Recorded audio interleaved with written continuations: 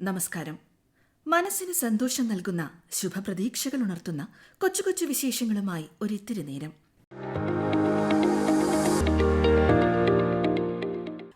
ആകാശവാണി വാർത്താ വിഭാഗം അവതരിപ്പിക്കുന്ന നല്ല വാർത്തകളിലേക്ക് സ്വാഗതം.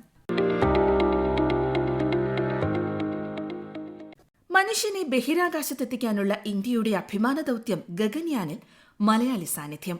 കേരളത്തിന്റെ അഭിമാനം വാനോളം ഉയർത്തി പാലക്കാട് നെന്മാറ സ്വദേശിയായ വ്യോമസേന ഗ്രൂപ്പ് ക്യാപ്റ്റൻ പ്രശാന്ത് ബാലകൃഷ്ണൻ നായരാണ് ഗഗൻയാൻ സംഘത്തിന്റെ ക്യാപ്റ്റൻ.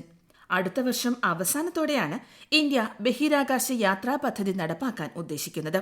ഫെബ്രുവരി 28-ന് തിരുവനന്തപുരം വിക്രം സാരാഭായ് സ്പേസ് സെന്ററിൽ വച്ചാണ് പ്രധാനമന്ത്രി ദൌത്യത്തിൽ അംഗങ്ങളായിട്ടുള്ള 4 ഫൈറ്റർ പൈലറ്റുമാരെ പരിചയപ്പെടുത്തിയത്. ശ്രീ പ്രശാന്ത് ബാലകൃഷ്ണൻ നായർ നാഷണൽ ഡിഫൻസ് അക്കാദമിയിലെ പരിശീലനത്തിന് ശേഷം 1998-ൽ വ്യോമസേനയുടെ ഫൈറ്റർ പൈലറ്റായി സുഖോയ് 30 യുദ്ധവിമാന സ്ക്വാഡ്രനെ കമാൻഡ് ചെയ്തിട്ടുണ്ട്. MiG-21, MiG-29 യുദ്ധവിമാനങ്ങൾ പറത്തി പരിചയമുള്ള ഇദ്ദേഹത്തിന് 3000 മണിക്കൂറോളം വിമാനം പറത്തൽ പരിചയവുമുണ്ട്. ഭാരതത്തിന്റെ ഈ അഭിമാന ദൌത്യത്തിലെ മലയാളി സാന്നിധ്യം ഓരോ മലയാളിക്കും അഭിമാനം നൽകുന്ന വാർത്തയാണ്.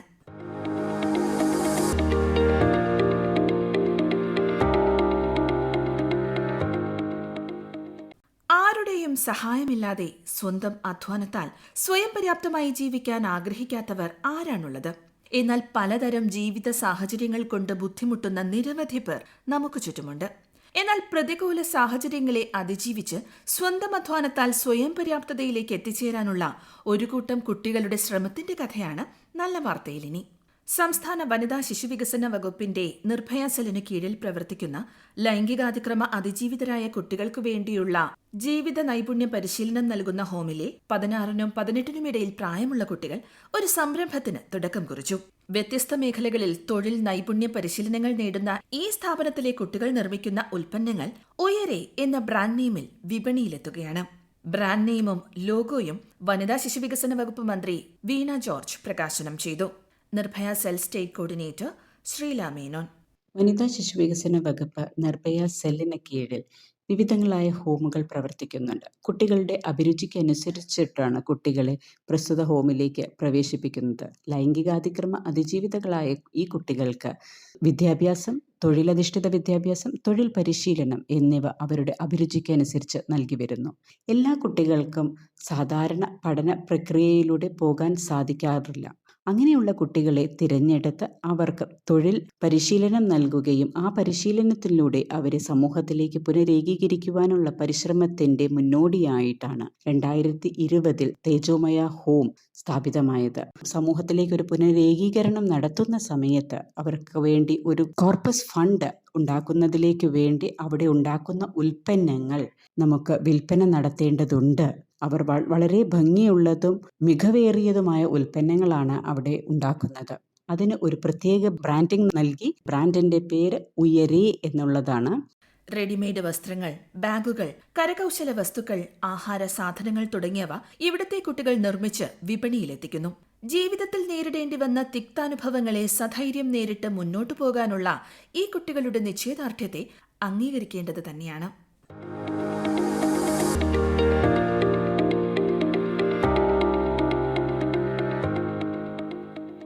സൗരോർജ്ജത്തിന്റെ അനന്ത സാധ്യതകൾ പ്രയോജനപ്പെടുത്തുന്നതിനായി ആരംഭിക്കുന്ന പ്രധാനമന്ത്രി സൂര്യഘർ യോജന പദ്ധതിക്ക് അനുമതിയായി. പുരപ്പുറത്ത് സൗരവൈദ്യുതി ഉൽപ്പാദിപ്പിക്കുന്ന ഈ പദ്ധതിക്ക് പ്രധാനമന്ത്രി നരേന്ദ്രമോദിയുടെ അധ്യക്ഷതയിൽ ചേർന്ന കേന്ദ്ര മന്ത്രിസഭാ യോഗം അംഗീകാരം നൽകി. ഈ പദ്ധതിയിൽ 1 കോടി കുടുംബങ്ങൾക്ക് പ്രതിമാസം 300 യൂണിറ്റ് വരെ സൗജന്യ വൈദ്യുതി ലഭ്യമാക്കും.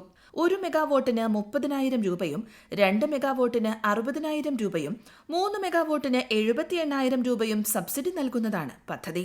ഗ്രാമീണ മേഖലയിൽ പുരപ്പുറ സൗര പദ്ധതിക്ക് മാതൃകയാകുന്ന ഓരോ ജില്ലയിലും മാതൃകാ സൗരോർജ്ജ വില്ലേജും വികസിപ്പിക്കും. 7% പലിശയ്ക്ക് ഈടില്ലാത്ത വായ്പയും ലഭിക്കും. വൈദ്യുതി ബിൽ ലാഭിക്കുന്നതോടൊപ്പം മിച്ചമുള്ള വൈദ്യുതി വിറ്റ് വരുമാനം നേടാനും കഴിയും. വൈദ്യുതി പ്രതിസന്ധിക്കും ഉയർന്ന വൈദ്യുതി ബില്ലിനും നല്ലൊരു പരിഹാരമാർഗമാകും ഈ പദ്ധതി എന്നാണ് പ്രതീക്ഷ.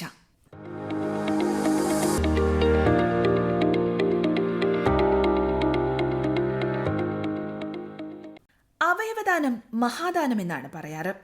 ജീവിച്ചിരിക്കുമ്പോൾ മറ്റൊരാളെ തിരികെ ജീവിതത്തിലേക്ക് കൈപിടിച്ചുയർത്തുന്നതും മരണശേഷം പലരിലൂടെ ഒരാൾ ജീവിക്കുന്നതും വളരെ വലിയ കാര്യമാണ്.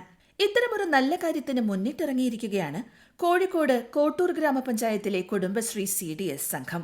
കോട്ടൂർ കുടുംബശ്രീ CDSന്റെ ആഭിമുഖ്യത്തിൽ നടന്ന ക്യാമ്പയിനിലൂടെ 2500ഓളം പേരാണ് അവയവദാനത്തിന് സമ്മതപത്രം നൽകിയത്. Kudumbashree CDS chairperson UM Sheena. മനുഷ്യാവയവങ്ങൾ മരണാനന്തരം മണ്ണിൽ ലയിക്കേണ്ടതല്ലെന്നും അത് ജീവനുള്ള മനുഷ്യ ശരീരത്തിൽ തുടിക്കേണ്ടതാണെന്ന സന്ദേശം മുൻനിർത്തിയാണ് കോട്ടൂർ CDS മരണാനന്തര അവയവദാനം, അതായത് ജീവനം പദ്ധതിക്ക് തുടക്കം കുറിച്ചത്. കുടുംബശ്രീയുടെ 25ാം വാർഷികം ആഘോഷിക്കുന്ന വേളയിൽ എന്തെങ്കിലും ഒരു തനത് പ്രവർത്തനം നടത്തണം എന്നാലോചിച്ച സമയത്താണ് ഇങ്ങനെയൊരു ആശയം മനസ്സിലേക്ക് വന്നത്. ആദ്യഘട്ടത്തിൽ 2500 പേര് അവയവദാന സമ്മതപത്രത്തിൽ ഒപ്പുവെച്ചു. ഇതിനുവേണ്ടി കുടുംബശ്രീ CDS തലത്തിൽ RPമാർക്കുള്ള ശില്പശാല നടത്തി, വാർഡ് തലത്തിൽ സംഘാടക സമിതികൾ രൂപീകരിച്ചു, അയൽക്കൂട്ട തലത്തിൽ ബോധവൽക്കരണ ക്ലാസുകൾ തുടങ്ങി വിവിധങ്ങളായ ക്യാമ്പയിൻ പ്രവർത്തനങ്ങളാണ് ഇതുമായി ബന്ധപ്പെട്ട് സംഘടിപ്പിച്ചത്. മുൻ മന്ത്രി KK ശൈലജ, മുൻ panchayat president PK Gangadharan certificate നൽകിയാണ് ചടങ്ങ് ഉദ്ഘാടനം ചെയ്തത്. പലതരം ആശങ്കകൾ കാരണം പലപ്പോഴും ആൾക്കാർ സന്നദ്ധത പ്രകടിപ്പിക്കാത്ത ഒന്നാണ് അവയവദാനം. എന്നാൽ ഇതിന് ഇന്ന് നിരവധി പേർ സജ്ജരായി മുന്നോട്ട് വരുന്നു എന്നുള്ളത് ഏറെ പ്രതീക്ഷയുണർത്തുന്ന വസ്തുതയാണ്.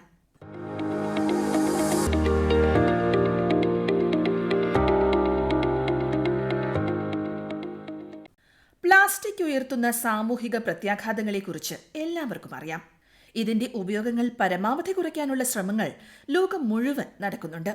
അത്തരമൊരു ശ്രമവുമായി മുന്നോട്ട് വന്നിരിക്കുകയാണ് കോഴിക്കോട് ചെറുവാടി GHSSലെ കുട്ടികൾ.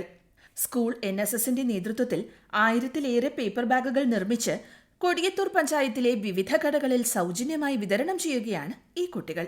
കോഴിക്കോട് ജില്ലയിലെ Cheruvadi government higher secondary school NSS programme coordinator Sujith ഉച്ചക്കാവിൽ.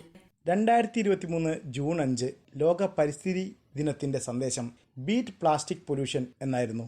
അതിൻ്റെ ചുവട് പിടിച്ച് ഞങ്ങൾ ഈ അധ്യയന വർഷം ചെയ്ത പ്രധാന പ്രവർത്തനങ്ങളിൽ ഒന്നാണ് 1000 പേപ്പർ ബാഗുകളുടെ നിർമ്മാണവും വിതരണവും. ഗ്രാമമാണെങ്കിലും നഗരമാണെങ്കിലും പ്ലാസ്റ്റിക് ക്യാരി ബാഗുകൾ ഒരു പ്രധാന മാലിന്യം തന്നെയാണ്. ഒരിക്കൽ മാത്രം ഉപയോഗിച്ചു കഴിഞ്ഞാൽ അത് തികച്ചും വേസ്റ്റായി മാറുന്നു.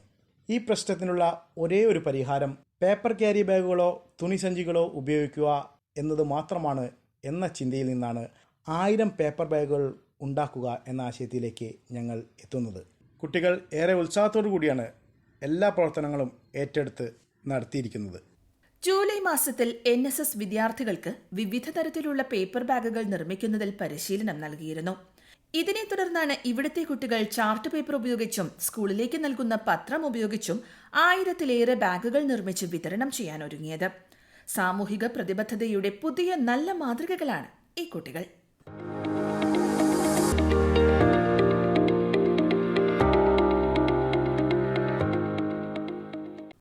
പാലക്കാട് അട്ടപ്പാടി വനത്തിൽ ആനക്കൂട്ടം ഉപേക്ഷിച്ചു പോയ 6 മാസം പ്രായമുള്ള കുട്ടിയാനയ്ക്ക് പുതിയ ജീവിതം.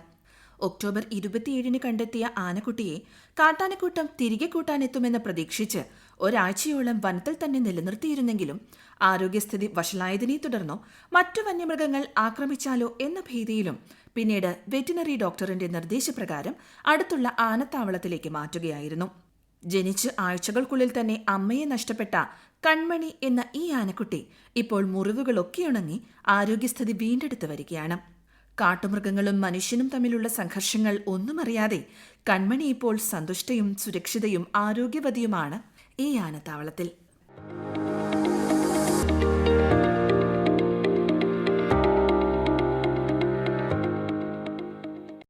നല്ല വാർത്തയെക്കുറിച്ചുള്ള ശ്രോതാക്കളുടെ അഭിപ്രായം nallavaartha@gmail.com എന്ന ഇമെയിൽ ഐഡിയിൽ അറിയിക്കാവുന്നതാണ്. ശ്രോതാക്കളുടെ അഭിപ്രായങ്ങൾക്കായി ഞങ്ങൾ കാത്തിരിക്കും. നല്ല വാർത്ത അവതരിപ്പിച്ചത് തിരുവനന്തപുരം പ്രാദേശിക വാർത്താ വിഭാഗം. ഏകോപനം മയൂഷ AM. തയ്യാറാക്കി അവതരിപ്പിച്ചത് ലക്ഷ്മി ശ്രീ വിജയ. നല്ല വിശേഷങ്ങൾ നിറഞ്ഞ നല്ല നിമിഷങ്ങളുമായി ശ്രോതാക്കളിലേക്ക് അടുത്ത ശനിയാഴ്ച വൈകുന്നേരം 6:40 വീണ്ടും എത്താം. ശുഭാശംസകൾ നേരുന്നു.